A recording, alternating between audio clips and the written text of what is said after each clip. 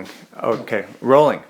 A lot of people, it's Brian Azar, and a lot of people have emailed me and contacted me and wanted to know how I got into this business, how I started, and where my start in sales was. Well, I've been in sales for almost 60 years. And my first sales experience was my dad, who used to sell Electrolux vacuum cleaners when I was about 7 or 8 years old. And he would take me out on a Saturday. This is the first time he took me out. It was my birthday.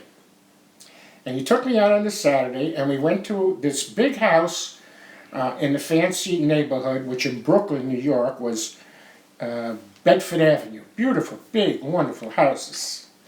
And he would go to the house, walk up, ring the bell. The lady, and I would be behind him, the lady of the house would open the door, and she'd look at him and say, "What do you want?" And I would smell the aroma of apple pie. And I mesmerized myself and walked right by her to where the smell was.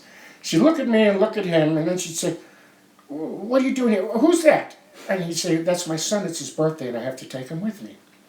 She'd say, "Oh, okay, come on in." We'd sit down. She brought me a hot piece of apple pie. And as I'm eating it, I dropped half on the floor by accident. And immediately my dad whipped out his vacuum cleaner, said, "Don't worry, I'm going to take care of it." Zoom, zoom, zoom, cleaned it up, and he got the fastest sale he ever got.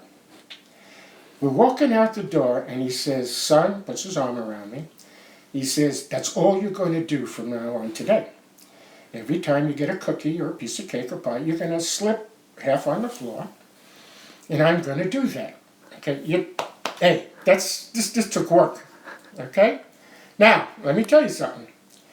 He made the most sales he ever made on that Saturday, and eventually, at the end of the year, was #1 salesman of the year. That's how I started in sales.